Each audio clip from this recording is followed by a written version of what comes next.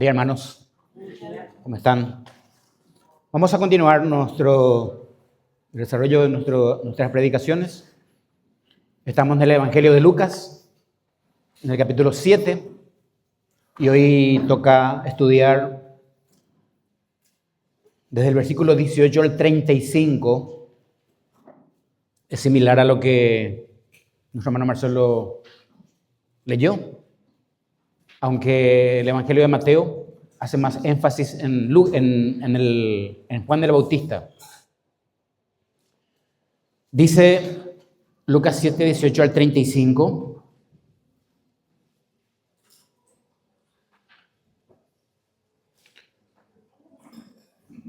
Los discípulos de Juan le dieron las nuevas de todas estas cosas y llamó a Juan a dos de sus discípulos y los envió a Jesús para preguntarle: ¿eres tú el que había de venir o esperaremos a otro?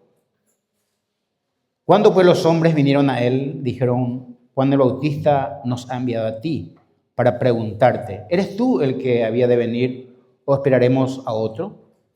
En esa misma hora sanó a muchos de enfermedades y plagas y de espíritus malos, y a muchos ciegos les dio la vista. Y respondiendo Jesús les dijo: id, haced saber a Juan lo que habéis visto y oído. Los ciegos ven, los cojos andan, los leprosos son limpiados, los sordos oyen, los muertos son resucitados, y a los pobres es anunciado el evangelio. Y bienaventurado es aquel que no halle tropiezo en mí.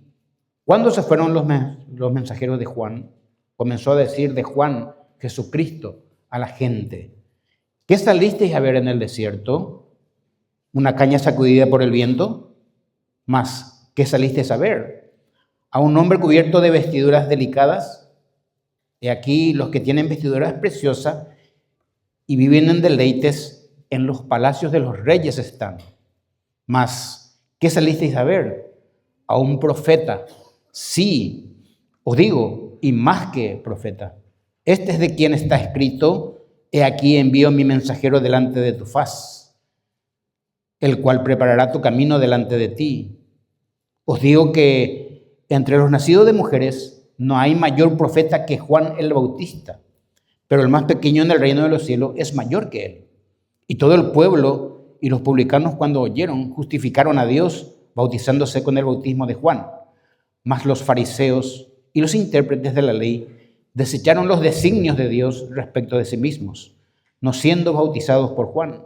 Y dijo el Señor: ¿a qué pues compararé los hombres de esta generación? ¿Y a qué son semejantes? Semejantes son a los muchachos sentados en las plazas, que dan voces unos a otros y dicen: os tocamos flauta y no bailasteis, os cantamos tristes y no llorasteis. Porque vino Juan el Bautista, que ni comía ni bebía vino, y decís: demonio tiene.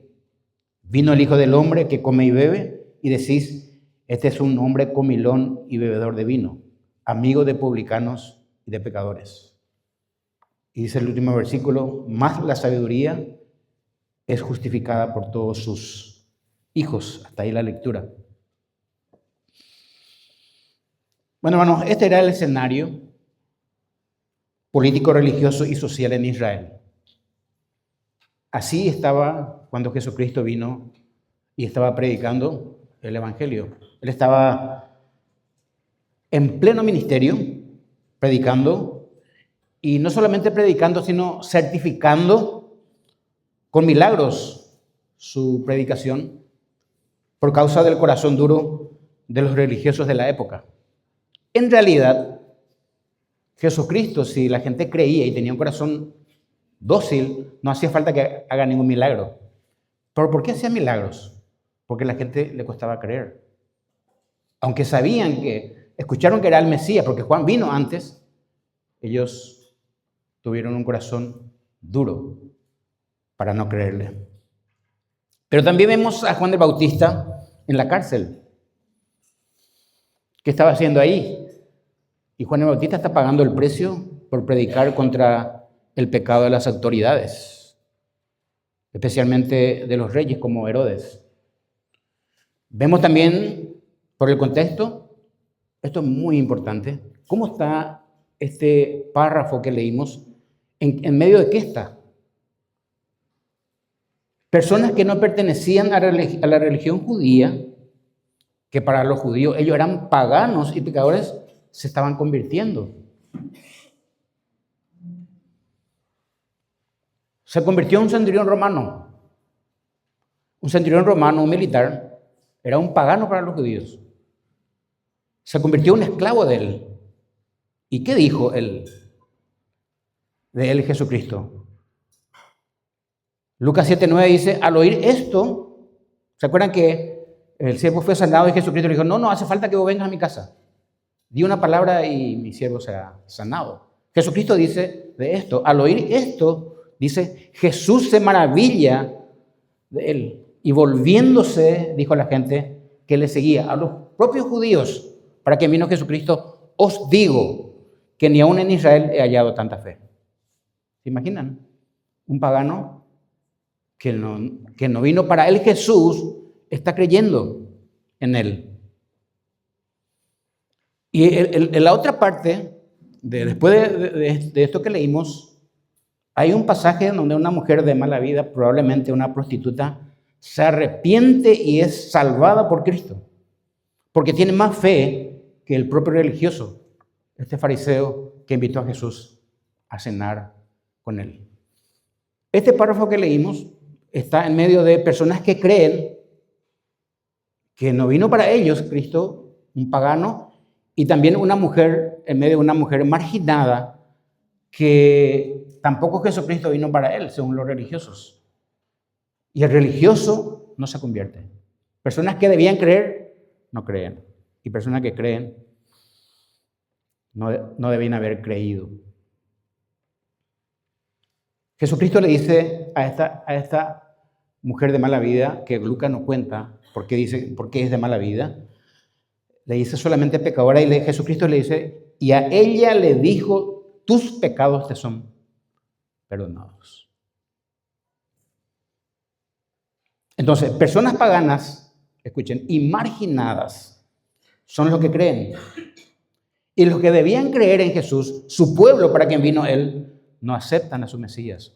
Por algo Juan dijo, en el capítulo 1, versículo 12, vino a los suyos y los suyos no le recibieron. Jesucristo cuando vino siempre, hermanos, dividió a la gente. Dividió a los que creen y dividió a los que no, contra los que no creen. Por eso puse un título a este sermón que me pareció muy aceptable, que dice, el Mesías, el que había de venir para Israel, nunca llenó las falsas expectativas que su pueblo esperaba de él. Repito, el Mesías, Jesucristo, el que había de venir, nunca llenó las falsas expectativas que su pueblo esperaba de él. Y el primer punto vemos que el Mesías primeramente demostró que él era verdadero por las obras que realizó. Jesucristo no solamente dijo, crean en mí, él mostró que era el Mesías. Dice Lucas 7:18, los discípulos de Juan le dieron las nuevas de todas estas cosas. ¿De qué cosas? De las muchas cosas que Jesús está realizando. Estando Juan en la cárcel, acaba de resucitar a un muchacho, hijo de una viuda, ¿se acuerdan? Por algo dijo, los muertos, anda a decirle a Juan, los muertos resucitan, los cojos caminan. Yo soy el verdadero, le está diciendo a su pueblo. Entonces, por un lado, Jesús está en pleno ministerio y están delante de él varios tipos de personas con sus caracteres diferentes. Varias clases de personas, cada uno con sus necesidades y cada uno con sus expectativas. Por un lado, tenemos un grupo de judíos que se habían arrepentido y bautizado en el bautismo de Juan y seguían a Juan, sus discípulos. Estos se habían arrepentido y se habían bautizado para esperar al Mesías. Estos estaban semicreyendo a Jesús, o por lo menos sus corazones estaban preparados para creer en el Mesías. Es interesante que Lucas relata y enfatiza, más que los otros evangelios, la salvación no solamente de judíos. Ese es el énfasis de Lucas. De Mateo, Marcos no cuenta mucho, pero Lucas enfatiza que también los paganos hoy son merecedores de la gracia de Dios. De personas que no pertenecían al pueblo de Israel. Y estas personas que creyeron en Jesús, ellos, los judíos, lo catalogaban, especialmente los religiosos, como gentiles, paganos y pecadores. Esto era el concepto que tenían los judíos de personas que no pertenecían a Israel. Sin embargo, estos son los que creen. ¡Qué contradicción! Estos son los que creen. Un militar, una mujer marginada por la sociedad. Una mujer a que un fariseo le llama pecadora. El domingo vamos a estudiar sobre este tema. Imagínense. Pero también le tenemos a los fariseos que estaban dispuestos siempre a hacerle frente y contra a Jesús. En todo momento.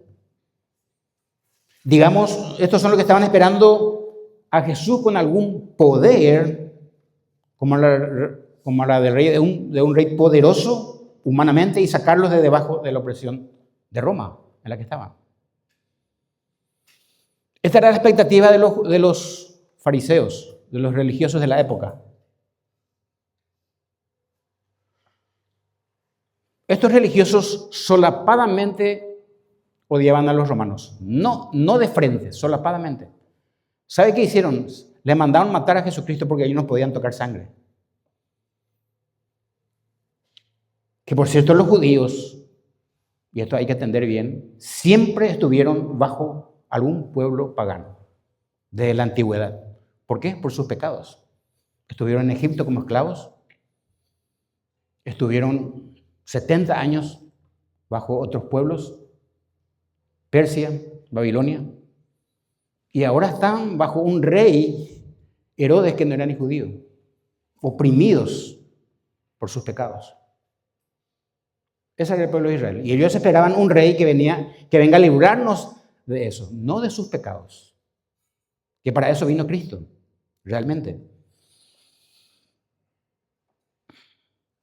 Pero estos religiosos eran incrédulos. Toda esta gente estaba alrededor de Jesús. Diferentes características, diferentes expectativas. Y falsas expectativas además. Imagínense lo que los alguaciles le escucharon a Jesús y dijeron esto. Y Juan relata esto. Voy a leer solamente, para lo que anotan está en Juan 7, 48 al 49. Y dice, cuando le escucharon a los alguaciles que dijeron, nunca hemos escuchado que un hombre hable de esta manera, los fariseos le respondieron a estos alguaciles, y Juan registra eso, y dicen los fariseos, vean esto, ¿también vosotros habéis sido engañados? Le dice de Cristo, imagínense. ¿Acaso ha creído en él, en Jesús, alguno de los gobernantes? Por supuesto que no. ¿O de los fariseos? Tampoco. ¿Y saben qué dice esto religioso de la gente común para ellos? Mas esta gente que no sabe la ley, maldita es. Los religiosos que tenían la verdad con ellos, la ley, dice de los marginados, de la gente pobre común, esta gente no sabe la ley, maldita es. Y vemos que la religión no tiene solución para el hombre pecador. Más tiene marginación para los hombres pecadores. Y esto vamos a ver el próximo domingo, cuando hablemos de la mujer que fue salvada por Jesús en la casa de un fariseo. Estos religiosos eran incrédulos en cuanto al mensaje del evangelio dado por Jesús. Por último, estaban las personas necesitadas, que necesitaban ser sanadas, enfermas de alguna dolencia física. Personas que estaban sufriendo, como por ejemplo esta viuda con su hijo muerto, que fue resucitado y que estaba sufriendo. Hermanos, este mundo no ha cambiado. Si en aquel momento había gente de distintas características, de varios distintos estratos sociales, teniendo una falsa expectativa del Mesías, hoy también la gente tiene falsa expectativa de Jesús. Hablarle a una persona de Cristo y a ver qué te dice, qué le parece que debía ser Cristo para él. Imagínense, dice la Biblia, vino Juan y la gente dice, demonio tiene, qué fácil, ¿verdad? Demonio tiene. Y bueno, y le habla de Cristo, no, este es un comilón y bebedor de vino. O sea, no hay caso. Corazones duros y lo peor, su pueblo. Y también la gente hoy, nuestros parientes, nuestros compañeros de trabajo, nuestros vecinos, tienen una falsa expectativa de Jesús. Nadie está dispuesto a seguirle. Todos están dispuestos a tener de él algo. A conseguir algo de Jesús, menos a seguirle. Este mundo todavía espera un tipo de Jesús a su medida y sus necesidades. Es así, hermanos. Este mundo todavía espera que Jesús, de un Jesús que sea a su medida y lo que él necesita de Jesús. Así estaba en la época de Jesús estas personas. La misma cosa después de 2000 años. Y llamó Juan a 2 de sus discípulos y los envió a Jesús para preguntarle, ¿eres tú el que había de venir o esperaremos a otro? ¿Eres tú el Mesías? Le mandó preguntar Juan. ¿Por qué pregunta Juan? Y por otro lado, para agregar, le tenemos a Juan el Bautista preso. El precursor de Cristo estaba encerrado en la fortaleza históricamente conocida como el castillo de Maqueronte, donde Herodes estaba gobernando. Estaba en el subsuelo él, preso. ¿Por qué motivo Juan estaba en la cárcel? Aunque el capítulo 7 no dice por qué Juan estaba en la cárcel,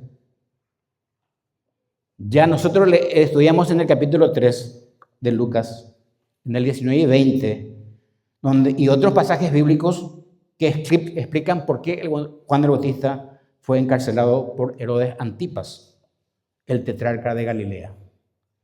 Y leo, capítulo 3 de Lucas. Entonces Herodes el tetrarca, siendo reprendido por Juan a causa de Herodías, mujer de Felipe, su hermano, y de todas las maldades que Herodes había hecho, sobre todas ellas, añadió además esta, encerró a Juan en la cárcel. Juan está en la cárcel por denunciar el adulterio de Herodes, imagínense. Le dijo al rey lo que todo profeta tiene que hacer. Vos estás en adulterio, vos estás casada con la esposa de tu hermano. Esto no le gustó a Herodes. Ahora, Juan le dio con todas las letras. Juan le reclamaba, escuchen, abiertamente que esa unión era ilegal ante la ley judía. Por supuesto, nosotros como pastores, líderes, no podemos hacer esto ante la... Esta época era la época de la teocracia, en donde la gente podía decir esto. Nosotros no podemos llegar a esta instancia. Yo no me puedo hoy agarrar y amanecer en el palacio de alguien del gobierno y decir tal cosa. No estoy llamado a eso. Pero en aquella época sí Juan lo hizo. Y le valió la cárcel. También estaba en la cárcel por reprimenda de sus maldades a Herodes. Además del conflicto matrimonial que tenía, Juan censuraba con frecuencia a Herodes por todas las demás acciones injustas y vicios que cometía durante su gobierno. O sea, Juan era profeta y no se calló. Dijo lo que tenía que decir como profeta. Ahora, ¿por qué le manda a preguntar a Jesús? Muchos estudiosos dicen, y hay un conflicto sobre los estudiosos que dicen, no, Juan dudó. Y sí, puede que Juan haya dudado, pero nunca dudó de Dios, de la existencia de Dios. Porque Juan manda a preguntar a Jesús, ¿eres tú el que había de venir o el Mesías? ¿O esperaremos a otro? Esa era la pregunta que le manda a preguntar a Jesús. Ahora, la duda de Juan el Bautista no fue una pérdida de fe en Dios. Él nunca perdió su fe en Dios, sino una duda de expectativa provocada por el contraste entre sus creencias, su dura realidad y el método en que Jesús predicaba el reino. ¿Qué significa esto? Juan fue enviado como precursor de Cristo para venir delante de él, y lo era. Y lo hizo correctamente. Pero ahora está en la cárcel. Probablemente terminaría muriendo. Y lo que Jesús predicaba aún no se estaba cumpliendo para él. ¿Me entienden? Para Juan. Él quería ya, como él estaba en la cárcel, él quería que se cumpla ya lo que Jesucristo predijo. Era según el tiempo de Juan, no según el tiempo de Jesús. Ahora, hermanos, este tipo de duda todos podemos tener en un momento de la vida. Nosotros podemos decir, oye, ¿cómo que Juan era el precursor de Cristo y iba a dudar de él? No. Nosotros podemos dudar en un momento de la vida. No dudar de Dios, pero dudar de lo que está pasando. Cuando las cosas no me están saliendo de acuerdo a mi expectativa y plan. A veces podemos decir, cuando estamos en una situación difícil, Señor, como a lo mejor dijo Juan, yo hice y estoy haciendo las cosas que tú me pides, Señor. Siempre te obedecí desde chico. Y te sigo obedeciendo, Señor. Y te sigo hace tantos años. Tengo ministerio. Pero me está aconteciendo esto. ¿Qué pasa, Señor? ¿Me puede decir por qué, Señor, me está pasando esto? Solemos tener esta clase de duda, hermanos, cuando estamos en menos mal en situación contraria. Entonces, lo que está pasando con Juan puede pasarnos a nosotros mismos. Les digo, esta duda no es una duda de Dios, es una duda de lo que en este momento le está pasando. Está en una cárcel húmeda, en un subsuelo abajo de un castillo, después de hacer lo correcto, ¿se dan cuenta? Es un revés. Los teólogos e historiadores bíblicos coinciden en que su confusión, Juan estaba confundido, se debió a varios factores clave. Por ejemplo, expectativa de un Mesías justiciero. Es lo que predicó Juan. ¿Qué predicó él? Predicaba sobre un Mesías que traería juicio inmediato. Es lo que predicó Juan. ¿Se acuerdan que él decía que el hacha ya está en la raíz para ser cortado? Que iba a haber juego y castigo para los impíos. En Lucas 3:9 dice esto. Jesús, en cambio, él estaba en la cárcel y Jesús mostraba misericordia, gracia y sanidad, y Juan no entendía. Estaba confundido. Esto descolocó a Juan, pues Jesús no actuaba como el juez severo que él profetizó. Pero también una contradicción por su situación personal. Si nosotros obedecemos al Señor y pasa algo en nuestra vida y estamos en la cárcel, nos pasaría esto. Las profecías que Juan predicó decían que él traería libertad a los cautivos, ¿se acuerdan? En Lucas 4:18 está registrado cuando Jesús predicó y leyó esto en donde se reunían, me viene a la mente ahora. El Espíritu del Señor está sobre mí, leyó Jesucristo, por cuanto me ha ungido para dar buenas nuevas a los pobres. Me ha enviado a sanar a los quebrantados de corazón, a pregonar libertad a los cautivos. De esto estaba enterado Juan, y ahora está preso. Y vista a los ciegos, a poner libertad a los oprimidos. Todo esto se cumplió, pero Juan estaba en la cárcel. Estaba cumpliendo con la voluntad de Dios para su vida. En la sinagoga, quería decir. Pero Juan estaba atrapado, escuchen, coloquémonos en el lugar de Juan, en una prisión oscura y húmeda. Y probablemente enfrentara una muerte segura. Lucas, su duda era humana, hermanos, como cualquiera de nosotros puede dudar. Si el reino de Dios ya había llegado con Jesús, él se preguntaba, ¿por qué los malos siguen gobernando y yo sigo preso? ¿Acaso la gente no te pregunta a vos, ¿por qué si Dios es tan bueno, hay todavía niños que están en la calle o hay falsa expectativa de Cristo? Había que explicarle. No es por culpa de Dios, es por culpa del pecado. Lucas 7:22 dice, y respondiendo Jesús les dijo, id a hacer saber a Juan lo que habéis visto y oído, le dice a los discípulos. Díganle a Juan que yo vine y estoy haciendo esto. Los ciegos ven, los cojos andan, los leprosos son limpiados, los sordos oyen, los muertos son resucitados y a los pobres es anunciado el evangelio. A los pobres de espíritu es anunciado el evangelio. Al enterarse estando en prisión de los milagros y las grandes obras que Jesús realizaba, Juan por eso decidió enviar a sus discípulos directamente para preguntar por él. Porque probablemente se enteró que un muchacho de la ciudad de Naín acababa de ser resucitado. Y el evangelio está siendo predicado a los pobres de espíritu. Hermanos, las milagrosas señales que Jesús había realizado eran evidencia inequívoca de que el reino se había inaugurado, aunque no en su sentido más pleno hasta que Cristo regrese y establezca su reino milenial. Eso va a ocurrir después, en la segunda venida de Cristo. Jesús realizó estos milagros, escuchen, no para complacer las incredulidades de los fariseos. No hizo esto.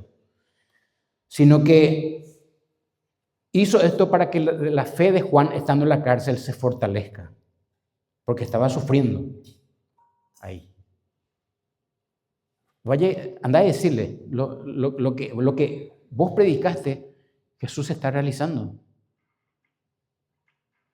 Completamente, además. Pero algo importante que el texto dice, hermanos. Jesús dijo algo llamativo antes de irse los discípulos de Juan. Antes de que se vayan, y para que Juan se entere y que también todos los que están ahí escuchen, dijo algo muy importante. Dice nuestro texto, bienaventurado el que no haya tropiezo en mí. Leen ahí. Bienaventurado el que no haya tropiezo en mí. ¿Qué significa esto? ¿O qué significó esto? Interesante que la palabra tropiezo en el griego significa escandalizo o escándalo, viene de ahí. Escándalo. Bueno, significa hacer pecar a otros. La palabra tropiezo. Cuando la Biblia nos dice no seáis tropiezo, lo que nos está diciendo es no hagan pecar a otros por culpa de ustedes. O apartarse ofendido porque fuiste decepcionado. Esto es lo que está diciendo el Señor Jesucristo. Decirle a Juan, bienaventurado o feliz, parafraseando diría, bienaventurado o feliz es aquel que no se decepciona ni se escandaliza por quién soy y cómo actúo y hago las cosas. ¿Por qué? Porque los fariseos y su pueblo esperaban que Jesucristo haga otra cosa. Su pueblo quería que venga a sacarle bajo la opresión de Roma. Y Jesucristo vino para perdonar sus pecados a quien era pobre de espíritu. Y los fariseos siempre mostraron renuencia. Y le enfrentaban. y querían que se caiga. Pero esto no es solamente para aquella gente, es para nosotros también. Nosotros no podemos esperar otra cosa. Nosotros no podemos tener falsas expectativas de Jesucristo.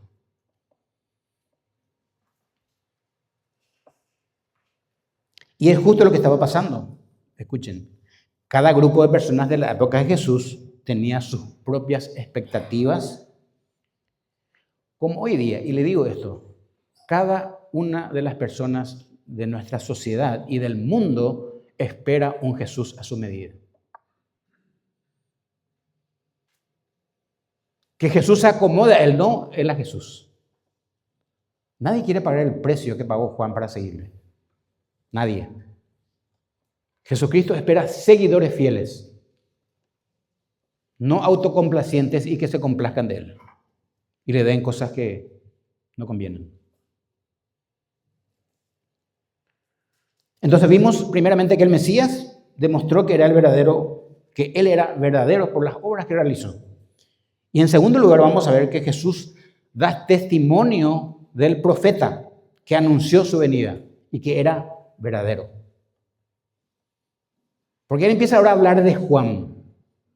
La historia es entre Juan y Jesús, que uno coincide con el otro. Juan viene a preparar su camino y viene Jesucristo y hace lo que Dios quería, para la cual vino.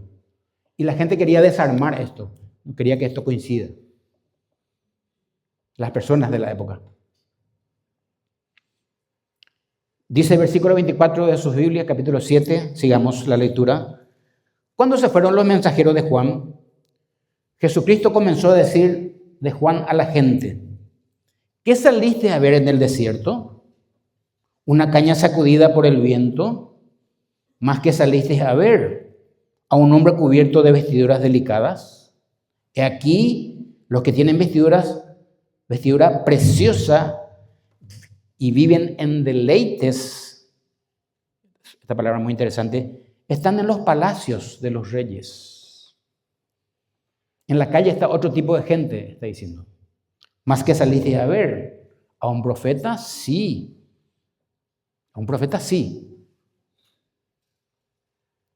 Y no solamente un profeta, más que profeta. ¿Entienden el elogio de Jesús? Este es de quien está escrito en Malaquías: he aquí envío mi mensajero delante de tu faz, le dice a Israel, el cual preparará a Israel su camino delante de él. Os digo, imaginen lo que dice Jesucristo de Juan, que entre los nacidos de mujeres no hay mayor profeta que Juan el Bautista. Pero dice algo interesante, pero él, más pequeño en el reino de Dios, es mayor que Juan. Y todo el pueblo y los publicanos, cuando lo oyeron, justificaron a Dios bautizándose con el bautismo de Juan. El Señor Jesús empieza a testificar de su predecesor. A ver, ¿quién era Juan? ¿Quién le preparó el camino? Está en la cárcel, pero ¿quién es él? Que el profeta llamado Juan era verdadero profeta. Probablemente, hermanos, para nosotros la palabra profeta no suene mucho, pero para la época de Jesús, el profeta era alguien grande que venía en el nombre de Dios. En nuestro contexto probablemente ya no. Pero cuando Jesús dice es más que profeta, está diciendo algo muy importante y significativo de Juan. ¿Y saben qué? ¿Para qué está diciendo esto Jesús? De adrede, para compararles con los religiosos de la época. Para decirle que ellos estaban acá, pero Juan era el verdadero. Este es. O le está diciendo Jesucristo a ellos, está en la cárcel, pero hizo lo que ustedes no hacen ahora.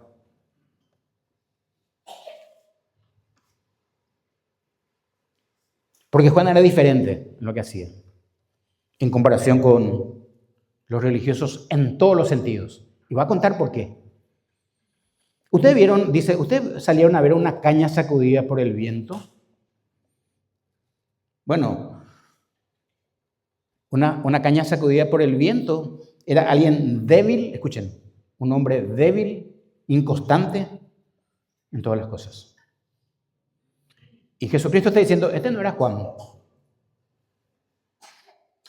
¿Saben que en Palestina, interesante la ilustración de Cristo, porque en Palestina crecían las cañas, tacuara, que nosotros le decimos, crecían a la orilla del Jordán.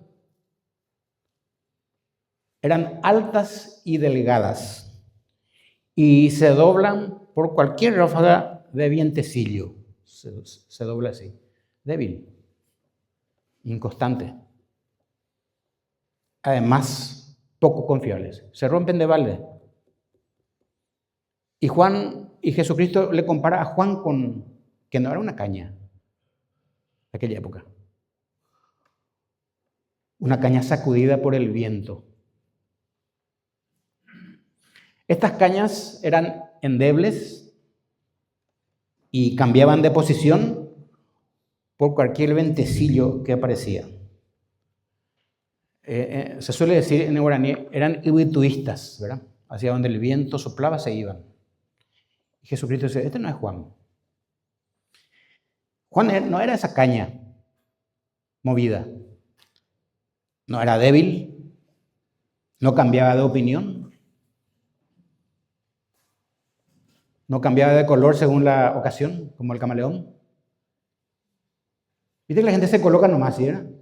Tal cosa se acomoda, se acomoda.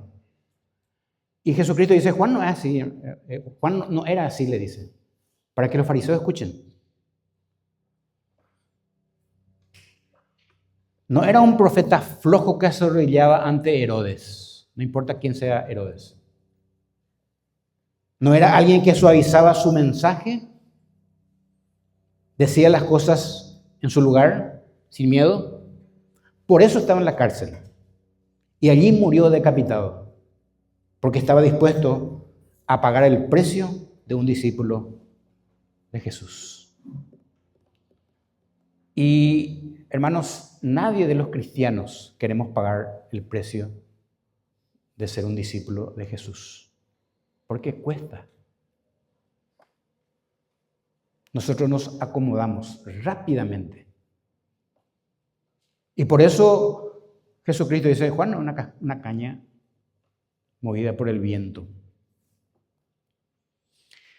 Dice un comentarista de Juan, tales convicciones, escuchen, lo llevaron a confrontar sin ningún temor a Herodes Antipas, al rey. Lo que condujo al arresto y ejecución final de Juan fue su inflexible audacia, escuchen, y su apasionado compromiso con la verdad. Lo que hizo que miles de personas viajaban. Cuando dice usted salieron al desierto, no es que nos fuimos a la otra cuadra. Viajaban 60 kilómetros para ver la predicación de Juan y bautizarse en el Jordán. 60 kilómetros caminando. Ustedes vieron, a esta gente vieron a ver en el desierto, a este Juan, donde llevó a cabo su ministerio, a fin de oírle, escuchen, a predicar el arrepentimiento en preparación para cuando venga el Mesías.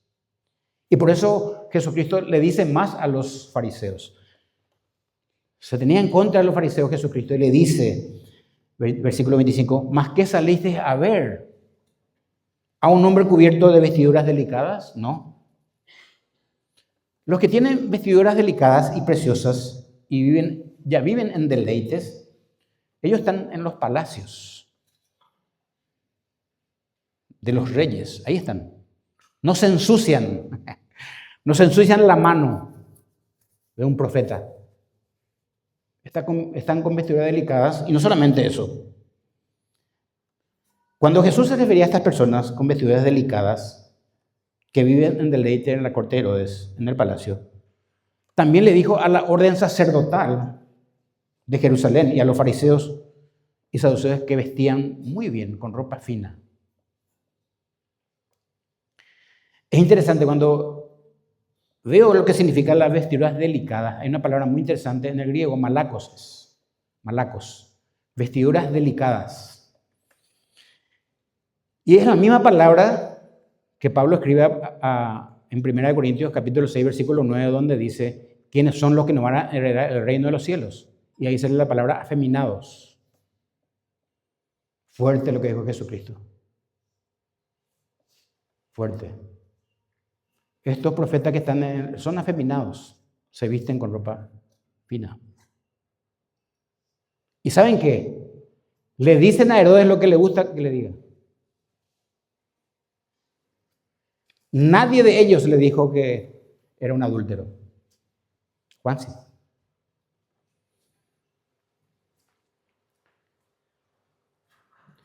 Cuando dice Jesucristo eso, trae a la mente ropa con adornos, encajes y ropa bordada, que la nobleza mimada ha usado siempre. Sin embargo, el atavío de Juan era exactamente lo contrario. Consistía tan solo de un vestido de pelo de camello, cruzado así, pelo de camello, y un cinto de cuero, nada más. ¿Qué comía? Ya sabemos, langostas y miel silvestre. Estudiando las langostas, no de langosta de mar, porque no había mar ahí. O sea, no era de río, no era de Galilea, era langosta, el saltamontes. Eso ellos fritaban y comían. Tiene mucho, dice que tiene mucha nutriente. Y miel. No comía los manjares delicados del palacio. ¿Cuál es el punto de Jesús, hermanos? No es que Jesús está hablando mal contra el vestido. Lo que pasa es que esta gente que tiene estas vestiduras preciosas y delicadas, que vivían en placeres y deleites pecaminosos, hacían todo lo contrario a lo que Juan predicaba, de que el reino se acercaba y que se necesita una vida de arrepentimiento para cuando Jesús venga. Estos profetas, sin embargo, de la corte del rey Herodes, le decían al rey lo que el rey quería escuchar. Nunca le dijo nada de su defecto, cuidado. Podía terminar como Juan en la cárcel, abajo. Entonces acomodaban sus discursos.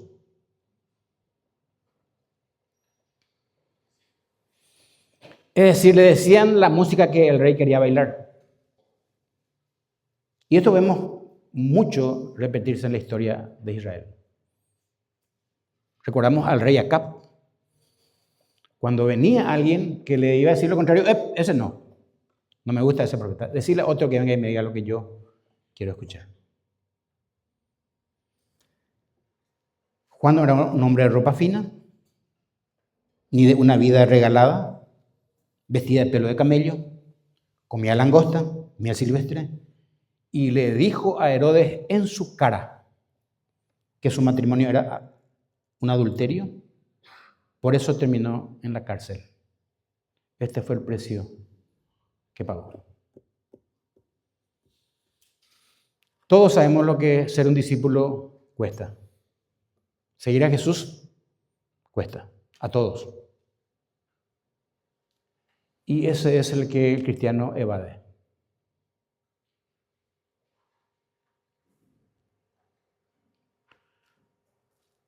Versículo 26 dice lo siguiente, y 27 del capítulo 7.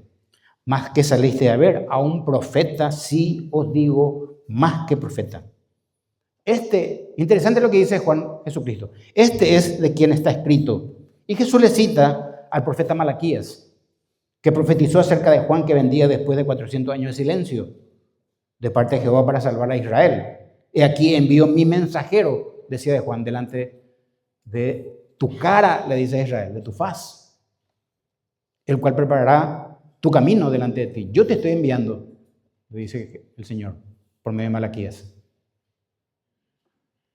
Ahora, este es el que pregunta por mí, dice Cristo, y está en la cárcel, por mi causa, por predicar la verdad. Luego el Señor Jesús, lejos de hablar de la duda de Juan, le habla de su carácter como profeta y dice el versículo 28, os digo, vean lo que Jesucristo dice de Juan. Os digo que entre los nacidos de mujeres, interesante, no hay mayor profeta que Juan el Bautista, Sin embargo, dice algo interesante, pero el más pequeño en el reino de Dios es mayor que él. Cualquier creyente es mayor que Juan el Bautista en el cielo. Vamos a ver por qué. Este elogio de parte del Señor Jesús hacía que hacia Juan tenía un propósito cuando está hablando de él. Era para que aquellos que escuchen, que podrían dudar del ministerio de Juan y el ministerio de Jesucristo, y que el ministerio de Jesucristo no coincidan. Eso es lo que la gente quería.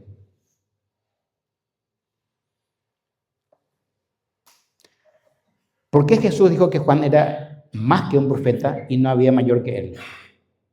Bueno, escuchen, Juan fue el único profeta que habló de la venida del Mesías. Muchos profetas hablaron de la venida del Mesías. Isaías, Jeremías, toda la gente habló de que Jesucristo vendría. Pero con Juan pasó algo muy interesante.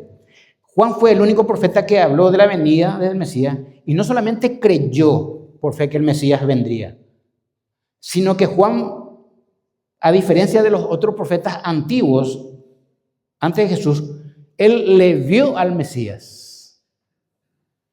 Le vio al Mesías. Es su primo. Y no solamente lo vio, tuvo el privilegio de bautizar al Mesías. Por eso es más que un profeta. No era solo un profeta más de Israel, sino que fue un profeta cuyo ministerio estuvo profetizado. El de Juan.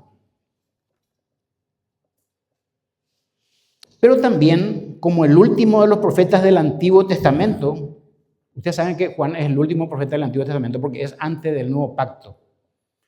Juan entra todavía en el último profeta del Antiguo Testamento. Está en los Evangelios, pero es el último profeta del Antiguo Testamento. Después, cuando viene el pacto, vienen otros profetas que son ya menores. Agabo y compañía que habla Hechos. Pero Juan es el gran profeta, el último del Antiguo Testamento. Y él tuvo, hermanos, el gran privilegio de presentar a Jesús como Mesías ante Israel. Él dijo, este es. Por eso es más que un profeta. En vivo.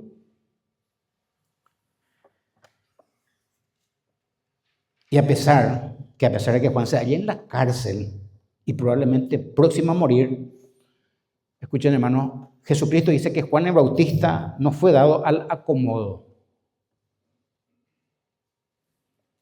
como si fuera caña movida por el viento, como dijimos, ni tampoco una celebridad popular, disfrutando de la amistad de los grandes y de los placeres de la riqueza. Él no, él tuvo una vida austera. Puede decir, hermanos, a Juan no le importó figurar, como se dice en el liderazgo religioso de la época. No le importó eso. Juan no se amilanó ni debilitó sin que importara lo que la gente le hiciera. Este es pagar el precio de un discípulo del Señor.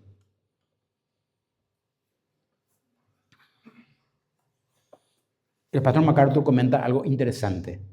¿Cómo terminó la historia de Juan? La resolución de su duda se puede deducir de los evangelios de Mateo y Marcos, como se indicó anteriormente. ¿Qué pasó con él? Herodías, la esposa de Herodes, odiaba a Juan, claro. Le estaba diciendo que su matrimonio era tal cosa y quería matarlo. Ocurrió que Dios permitió esto, que finalmente en una celebración de gala de cumpleaños de Herodes, la hija de Herodías, Salomé, sabemos la historia, según Josefo, cuando Herodes promete algo, un rey cuando promete algo tiene que cumplir, lo que quiere, lanzó para el rey Salomé y le dice, pedime lo que querés. Y le dijo, la vida de Juan. Le decapitaron y le trajeron una bandeja.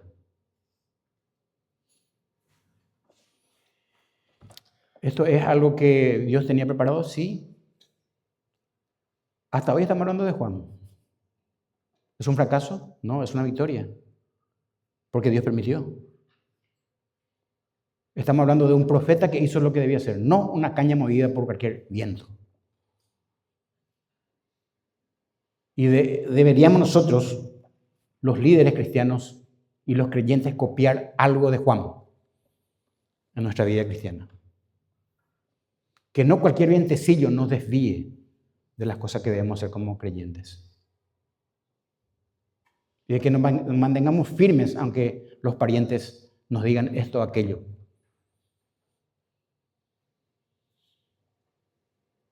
¿Cuánta firmeza tenemos, hermanos? De todo lo que Jesucristo nos dio. ¿Y por qué Jesús dijo que era el más pequeño en el reino de Dios? O sea, el más pequeño en el reino de Dios era mayor que Juan el Bautista. Bueno, Jesús se refería a la posesión, el privilegio y la era histórica.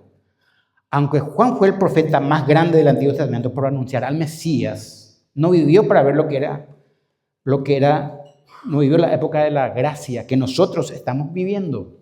Les digo lo siguiente: el creyente en el reino de Dios, nosotros, la era cristiana, somos mayor que él en estos aspectos. Escuchen.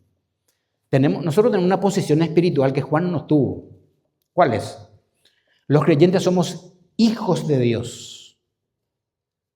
¿Usted se imagina? Se dijo alguna vez, yo soy hijo de Dios. Si usted es creyente, es hijo de Dios adoptado. Y no solamente eso, también dice de nosotros, Pablo dice que nosotros somos coherederos con Cristo. Mientras que Juan solamente se identificó como amigo del novio, ¿se acuerdan? Mientras está el amigo del novio con ustedes, no se pongan de luto, festejen, ¿se acuerdan? Pero esta época de la gracia, la Biblia dice que nosotros somos hijos de Dios. Y vamos a heredar lo que Cristo hereda, ¿se imaginan?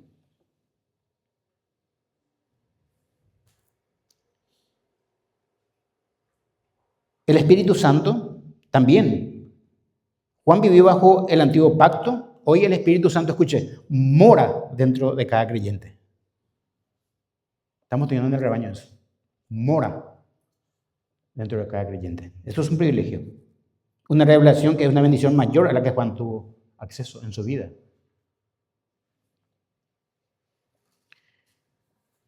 Y otra cosa, y el último, porque le decía que en el reino de Dios, o sea, en el reino de Dios, cualquiera que el más pequeño del reino de Dios era mayor que Juan el Bautista, es el siguiente: acceso y revelación.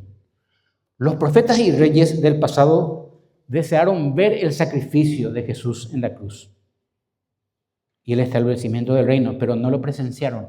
Nosotros sí vemos por historia la crucifixión de Cristo. Punto 3 y último, hermanos. Y esto es duro. La gente rechaza a Dios no por falta de evidencia. La gente sabe. Si vos te vas en la calle Palma, ahora le decís a una persona, ¿vos crees en Dios? Sí te va a decir. La ley escrita está clavada en los corazones de la gente, en la conciencia de la gente. La gente conoce la existencia de Dios. No quiere aceptarle. Hay evidencias. La naturaleza, le decís dónde sale el sol, la luna, te va a decir que hay un creador que hizo esas cosas. Tiene una conciencia de Dios. Pero la gente se rebela contra él. ¿Por qué? Porque quiere un Dios, vuelvo a repetir, y esto lleven en su casa a su medida.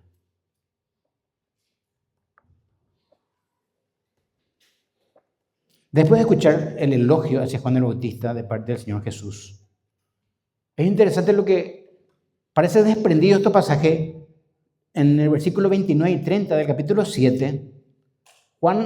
Lucas escribe y hace un recuento escrito de qué es lo que aconteció y qué es lo que generó los ministerios de Juan y Jesús. Lea conmigo el versículo 29. Esto no ocurrió ahora mismo cuando estaba Jesús hablando de Juan, sino que es una crónica. Ustedes saben que Lucas recibe información y escribe y dice: y todo el pueblo y los publicanos, cuando lo oyeron, justificaron a Dios bautizándose con el bautismo de Juan. Esto sucedió realmente. cuando Juan no estaba todavía en la cárcel. Entonces Lucas relata esto, lo que ocurrió al principio del ministerio de Juan. Todos venían a bautizarse, 60 kilómetros para bautizarse en el Jordán, y los judíos admitieron, muchos, que eran pecadores y se arrepentían de sus pecados, los que se bautizaron, por ejemplo. Pero esa fiebre, escuchen, pero esa fiebre que todo el mundo, hasta los publicanos y soldados de Roma, vinieron a bautizarse, arrepintiéndose de su pecado, medio que se estaba enfriando. Por supuesto, Juan en la cárcel. Siempre suelo escuchar, suelo decir a la gente, cuando el pastor fulano se fue a su país de nuevo, medio que yo no me fui a la iglesia. O busqué otra iglesia, no sé, me decepcioné. Por no decir, me enfrié. Bueno, esto es lo que está Juan relatando, Lucas relatando.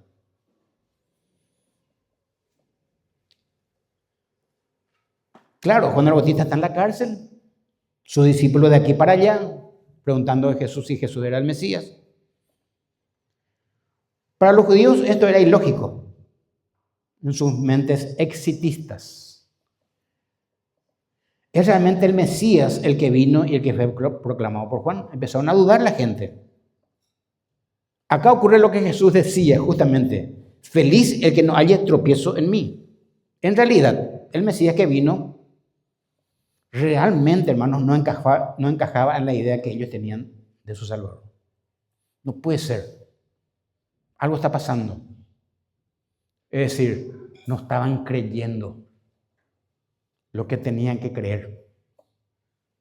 Incluso que después Jesucristo haya mostrado evidencia de resucitar a un muchacho. Igual. Corazones duros. Corazones duros. Como también hoy la gente opina, hermanos, y cree según su medida de lo que quiere de Jesús. Que no es, como dije hace rato, no es justamente, escuchen, seguirle y obedecerle como un discípulo fiel. Eso la gente no quiere. Eso cuesta. Las personas dicen, no es mi Jesús de la prosperidad, no es mi Jesús que cumple mis deseos como el genio de la lámpara. Ustedes saben el genio de la lámpara que frotás y sale y le pedís. Esa clase de Jesús quiere la gente hoy. Como el mesero que me trae mis pedidos a mi gusto. Mesero, una gaseosa, por favor. Así la gente, yo solo hablo con personas y dice, no, Jesús hace esto, Jesús hace esto. Él me. Nunca yo a Él le sigo. Él me satisface, Él me cumple mi deseo. Como un genio de la lámpara. Este no es Jesucristo, nuestro Señor. Él espera que nosotros le sigamos y nos rindamos a Él como creyentes. ¿No es el Jesús que me apaga el incendio? Es lo mismo en aquella época. Y esta fue la respuesta de los religiosos cuando se estaba predicando. Los fariseos y los intérpretes de la ley mosaica desecharon, escuchen, los designios de Dios respecto de sí mismos, no siendo bautizados por Juan. Es lo que relata Lucas. Los fariseos anotaban quién es que se bajaba en el Jordán. A ver, fulano, el soldado va. A este hay que marcarle ahora. Así estaban los fariseos. Y ellos, como religiosos, sabían del Mesías que ha sido prometido siempre desde lo antiguo. Y Jesucristo reunía, pero no quería dejar su religión. Corazones duros. Ciegos, guías de ciegos. Y lo peor, el domingo veremos. Hay una mujer para el pecador, para el fariseo, y no le ofrecen ninguna solución. Es más, dice, si este fuera profeta, dice por Jesús, se daría cuenta quién es que le está adorando en el pie, tirando un perfume. ¿Cómo es que no le dice anda de acá? Un religioso que debía dar salvación, ofrecer salvación de Cristo a la gente, de Dios, está marginando.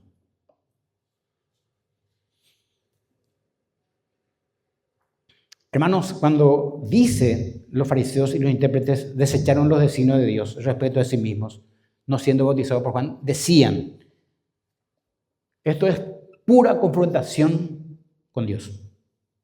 Siendo que los fariseos, como dije, y los intérpretes de la ley, de la Torá, eran los que más sabían del Mesías, más que los estudiosos, más que otros. Ellos eran los estudiosos de la ley. Pero la dureza de corazón que le caracterizaba, desecharon los designios de Dios. Estoy terminando, hermanos. Estos religiosos, escuchen, a mucha diferencia de Juan, aquel profeta, se creían superiores a los demás. Es síntoma de un religioso, creerse superior a los demás y no ponerse bajo la voluntad de Dios. Eran autoproclamados, escuchen, expertos de la ley, pero fríos y calculadores en cuanto a las cosas de Dios. Aconsejaban y dirigían asuntos religiosos, escuchen, sin importarle las almas de los demás. ¿Sabes lo que eso es? Administrar las cosas de Dios y que no te importe el alma de la gente. Todo lo contrario. Les leí acerca de Juan. Esta gente que no conoce la ley son malditos, imagínense.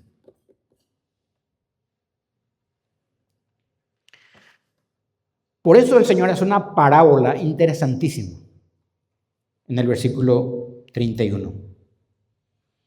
Y dice, y dijo el Señor, ¿a qué pues compararé los hombres de esta generación y a qué son semejantes? Hace una parábola. Jesús se está refiriendo a estos fariseos, a esa generación que, no a la generación que creyó en Juan y en él, sino a los de duro corazón que rechazaron el reino de Dios y la salvación. Y lo hace con una ilustración muy particular. Pone de ejemplo a estos fariseos con muchachos o niños jugando en las plazas imitando a los adultos. Dice que en el Oriente esto era muy particular y popular. Los niños jugaban en las plazas y dice acá en el versículo 32, semejantes son a los muchachos sentados en la plaza que dan voces unos a otros diciendo, les tocamos flauta y no bailasteis. Esto es lo que se hace. Hacían dos cosas, hacían funerales y hacían bodas. Esto es lo que imitaban a los adultos a jugar en las plazas. Lo peor es que nadie le hacía caso para cuando ellos invitaban. Venga pues jugar. No, nadie le hacía caso. Dice un comentarista, estos niños malcriados siempre están jugando a las bodas y a los funerales en las plazas, imitando lo que hacen los adultos. Ellos están invitando a otros niños a adherirse al juego, pero nadie les hace caso. Entonces, estos sirven de una buena ilustración de las personas de aquella generación malhumorados que no les satisfacía nada. Jesús está aplicando la razón, hermanos. Como Jesús nunca llenó sus expectativas, y entonces estos muchachos son los malcriados de la parábola. ¿Por qué? Porque dice Jesucristo, estos no están satisfechos, nada le va bien en la palabra, sería. Ni lo uno ni lo otro. Porque vino Juan, es la razón, porque vino Juan que comía ni bebía, que ni comía ni bebía vino, ustedes saben. Juan por su carácter de lo que era él, no tenía que beber sidra ni vino. Entonces, ni comía pan ni bebía vino. Comía miel y langosta. ¿Y saben qué dice? No, tiene demonio. Por eso nomás. No le creo.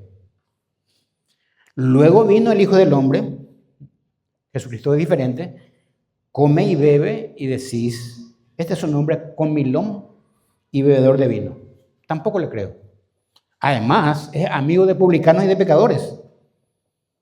Este es el mote que enseguida la gente hace para deshacerte de vos cuando vos le estás predicando el evangelio, ¿o no? Vos le decís cualquier, no, ¿sabes que tu iglesia es esto? ¿Sabes que tu iglesia es esto? ¿Sabes que? Así es. No importa cómo le digas. Así está la generación en la época de Jesús. Le encuentra el mote enseguida. ¿Saben por qué le digo? Yo también era así. Para deshacerme.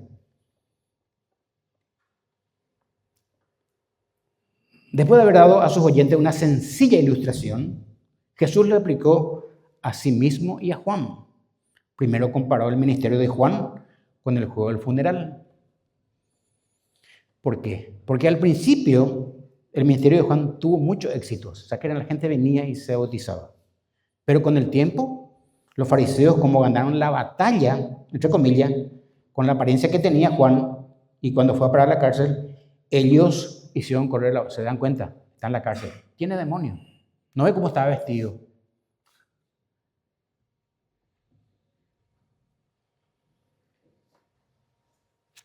El motivo de que le dieran tal calificativo a Juan fue el odio, escuchen, fue el odio que tenían de su mensaje.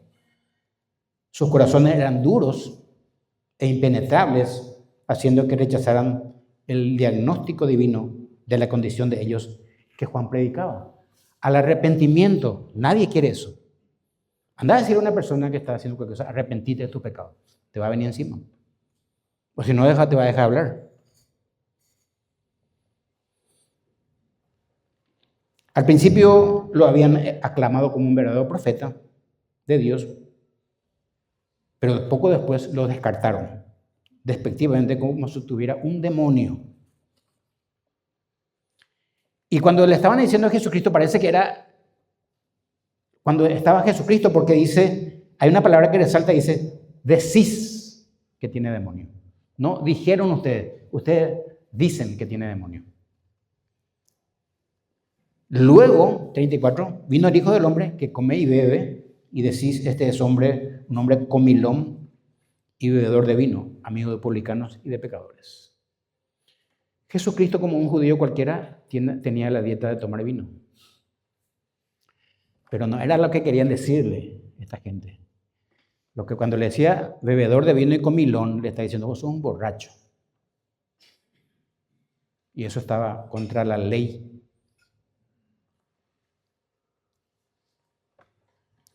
Le dijeron comilón y bebedor de vino, amigo de publicanos y de pecadores, porque él representaba a las bodas que estos niños jugaban en la plaza. Deuteronomio 21:20 dice esto contra el borracho. Y dirán a los ancianos de la ciudad, este hijo nuestro es terco, es rebelde, no obedece, es glotón, o sea, comilón y borracho. ¿Se dan cuenta de lo que querían, el mote que le pusieron a Cristo? No es para menos. No es para menos.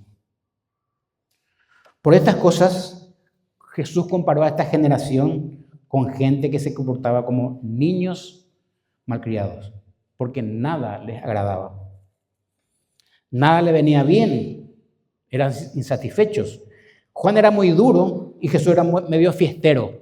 Esa es la palabra. Hoy también la gente opina igual. Luego Cristo hace una oración un poco rara. Versículo 35 al final dice, más, viendo todo esto dice, más, la sabiduría es justificada por todos sus hijos. Bueno, la Biblia varias veces personifica a la sabiduría como alguien. ¿Se acuerdan en Proverbios habla de la sabiduría que llama a la gente que está en las plazas y en las calles que vengan y dejen de ser simples, sean sabios o no? Acá también la sabiduría está siendo justificada, dice, está siendo personificada. Entonces la sabiduría es justificada por todos sus hijos, como si la sabiduría tenga hijos. Bueno, la magistral ilustración del Señor revela que existen dos tipos de muchachos espirituales en cada generación, como dije hace rato, los que creen y los que no creen. Los malcriados insensatos, ateos, y los hijos de sabiduría, los creyentes. Los malcriados son necios carentes de verdadera sabiduría, caracterizados por odiar y rechazar la verdad a quienes le predican. Pero la sabiduría de Dios no se frustra por los razonamientos de los sabios y prudentes. Se demuestra en la vida cambiada de los que creen. Los creyentes somos hijos de la sabiduría, porque hemos entendido lo que es correcto delante de Dios. Los hijos de sabiduría son los redimidos. Son conocidos por las obras justas que sus vidas transformadas producen. Es decir, la verdad de Dios se ve en la gente que realmente vive la fe de Cristo. Y estos somos los creyentes, hijos de sabiduría. Hermanos, termino con este pasaje.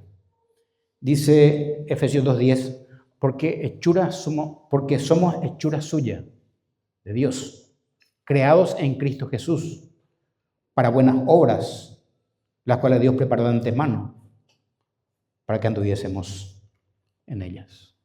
Amén. Vamos a orar. Padre, gracias por este día. Hemos hablado, Señor, de tu Hijo amado Jesucristo, el Mesías. Cuando vino a Israel, Él dividió gente, Señor, realmente. O la gente se dividieron entre los que creen y los que no creen. De muchas maneras trataron de negarle. Gracias, Señor, que Él traspasó los tiempos, Él es eterno. Hoy nosotros le hemos conocido a Él. Y hoy somos hijos de la sabiduría, justificada por ti, Señor. Gracias por esta porción, Señor, de lo que leímos. Te agradecemos porque por tu misericordia hemos creído, porque tú pusiste en nuestros corazones a verte para creerte. No salió de nosotros. No puede salir de ningún ser humano creerte.